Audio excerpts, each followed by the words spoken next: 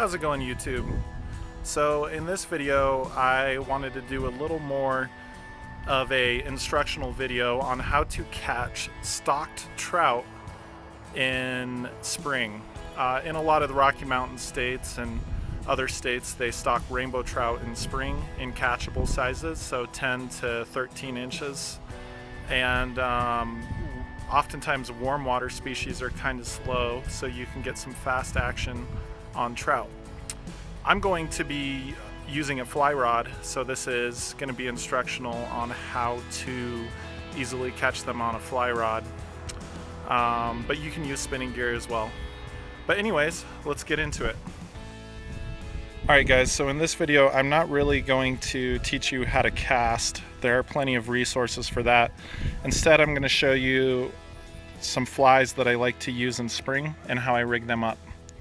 So here I have a balanced leech. This is one of my favorite spring patterns. And this is actually what I'll be using today. I don't know if you can see it very well, but it has the eye, the tie eye of the hook on top of the fly, and on front of it here, it's like a pin, it's weighted, and that's so it hangs horizontally in the water, and so it kind of swims like a leech would. These work really well under an indicator. Now, indicator is just a fancy word for bobber, you know, something like this. I'll show you how to rig that up in a second. But yeah, that's probably one of the most effective ways to catch trout in spring. Leeches are good year-round. They're a staple food source for trout, but they're especially good in the spring before some of the thick summer hatches come alive. If I had to pick two flies for spring, I would probably pick leeches and chironomids. But chironomids are a topic for another day. So anyways, let's get into how I rig this up. I'm actually going to rig up this balanced leech now. Okay, so for this, I'm going to tie on a balanced leech. If I was tying on just a normal beadhead leech, I would use a loop knot. However, with this balanced leech, I think you're fine just using a standard improved clinch knot. So give it 4 or 5 twists. Stick the line back through. Stick it through the loop you just made. Wet the line. And cinch your knot down.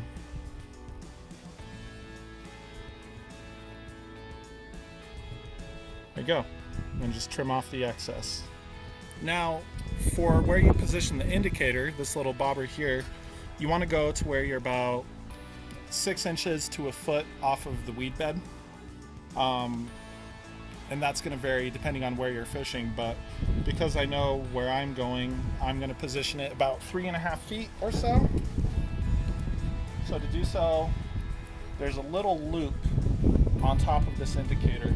You take your line, fold it in half, stick it through the loop, take the loop you just made, fold that down over the top of your indicator, and it helps if you pinch it near the top and then pull everything all up. So you made a little, kind of like a half hitch on top right there. And that'll hold this indicator in place. If I was using a fly that wasn't weighted, I might put a split shot on here so it could sink. But this fly is weighted enough, so this will work just fine. And that's pretty much it.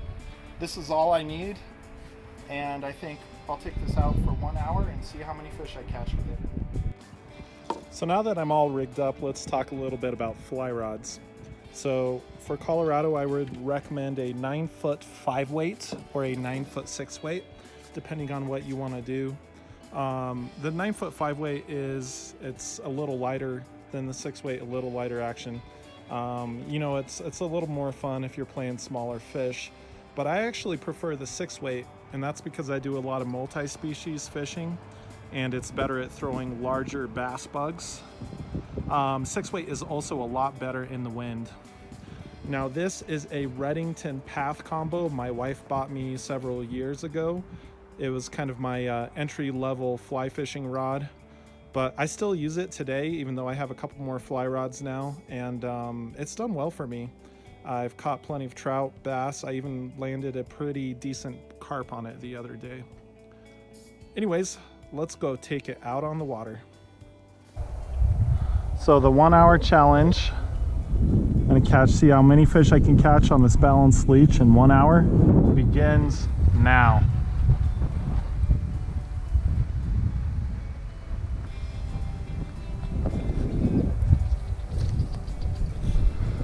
One thing about this time of year that's great is the rainbows are often patrolling close to shore, so you don't even have to get that far of a cast out there. And even though I'm facing the wind, that's actually a good thing because the wind blows food to shore.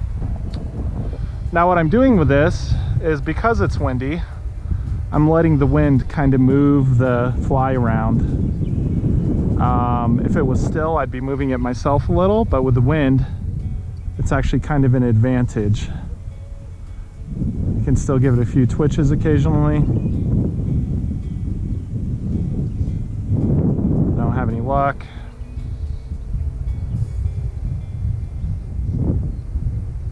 Cast out again.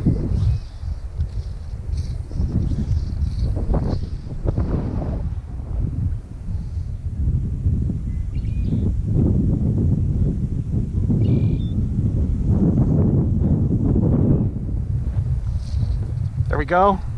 First fish. What is it? I don't think this is a trout. Oh, it is. It's just a little guy. Just a little guy.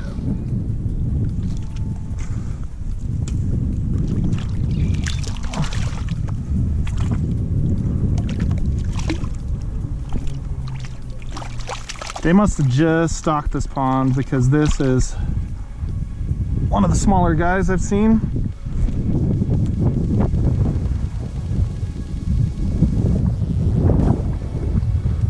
Nice. Stalker trout number one. Just a little guy. So let him go.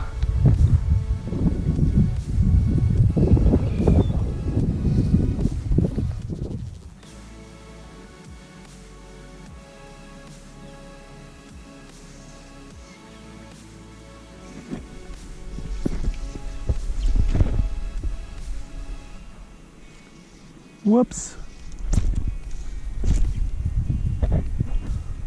Knew I was flirting with that tree a little bit. Alright, you guys, about 30 minutes into the challenge here, and I lost my fly and tippet to a tree, as happens. So I am retying. This time I'm switching colors. I'm gonna go with a maroon leech. All right, I haven't had any bites over here, so I'm gonna move.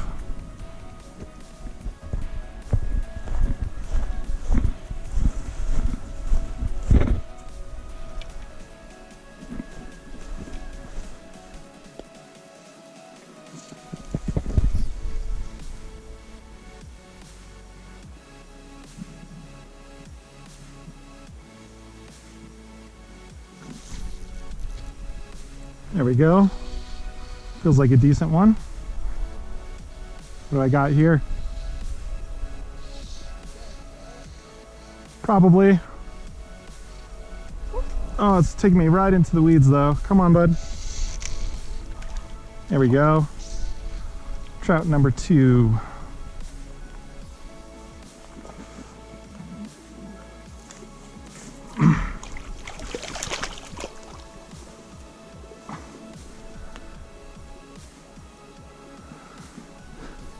There we go. Trout number 2. Let him go.